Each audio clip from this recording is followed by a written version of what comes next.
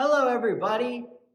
I have so much good stuff to talk about this weekend that I thought I better make a video. I have three things I want to talk to you about. I'm going to talk to you first about our Vigil 960 prayer goal. I want to talk then about the Akhamie Music Benefit Concert coming up this Sunday here at St. Andrew. And finally, I'll talk about COVID and St. Andrew's mask policy. First, the Vigil 960. Congratulations and thank you, every one of you who has turned in minutes telling us that you have prayed for the lost. You have prayed for St. Andrew's ability to reach the lost. We have nearly 120 hours that's been reported so far.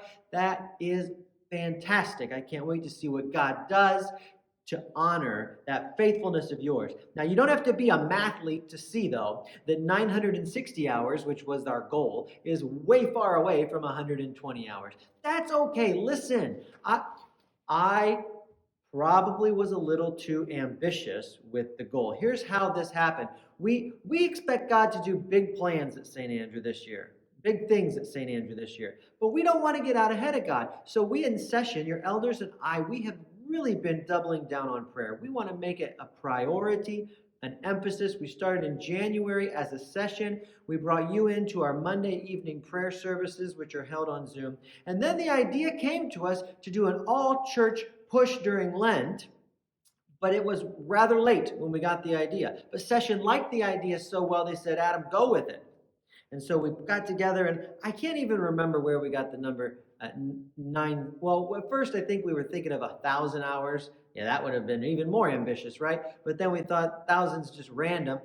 24 hours a day times 40 days in the season of Lent equals 960 hours. Let's see if we can do it. But it was a bit too ambitious. But don't let that discourage you. We are still going to continue this prayer push. So we're going to see how many hours we can get from now to the end of Lent, and we're going to celebrate together, and we're going to watch and see what God does. Now listen, I also understand that because this was an idea that came to us late, we didn't have the time to do what we typically would have done, promote it in advance and walk you through, teach you exactly what we hope you'll do, etc., etc. So some people are wondering, does this count as prayer time? Does this count as prayer time? How am I supposed to pray for the lost for a half an hour, right?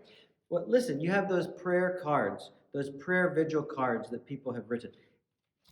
Every time you take one of those cards and you sit down and you set that time aside for the Lord to pray for the lost and for St. Andrew, that all that time counts as prayer time, whether you're reading the scripture, whether you're singing a song, whether you're speaking to God, whether you're sitting there asking the Lord to speak to you. That all counts as prayer time in praying for the lost. So like I said, keep it up, keep going, and let's just see how many hours we can get. It's still going to be a really big number. Second thing, this Sunday, I am so excited to host a live concert here in this very room, on this very stage upon which I'm standing. My wife has put a lot of effort and work into this album that she's created with her Navy band colleague, Akhamie Keys. I am so proud of them. And if you saw the front page of the paper, Dave Kurtz did a great article, right? Just today's paper. Fantastic. Look, spread the word. We still have tickets available. We're going to have a limited number of seats in here, and tickets are required. Tickets are required. It's a benefit concert, though. All the money that's collected through tickets or through donations the night of is going to go to Image of Hope Ranch. You can also live stream it on our church YouTube channel. The best place you can go for information and to get tickets is our Facebook page. But if you have any questions or problems at all, give us a call and we'll help you out. Lastly, COVID and masks. We in session broached the subject at our March meeting of when and how do we loosen up mask requirements at St. Andrew. We don't have an answer for you yet, but I wanted you to know that we are beginning the conversation. So we will listen to local government and health experts, as well as keeping an eye out on what other churches, especially churches in our denomination, are doing. I expect that as vaccine availability and distribution goes up and up and up, we will be able to relax some of these requirements relatively soon.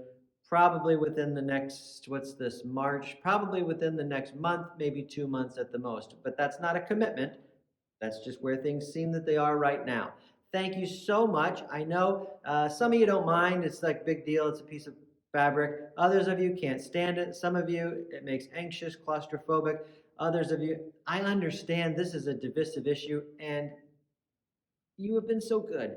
You have been so gracious and so compliant with wearing the masks. And I, on behalf of the session and all your elders, I'm so grateful to you.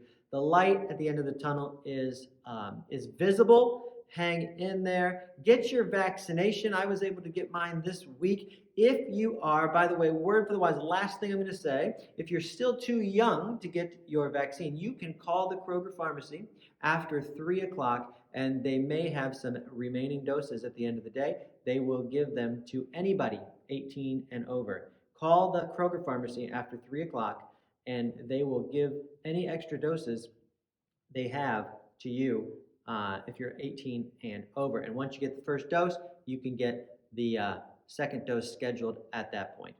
So, all I have to say for today, thanks for listening and for watching. God bless you. I will see you on Sunday. Bye-bye.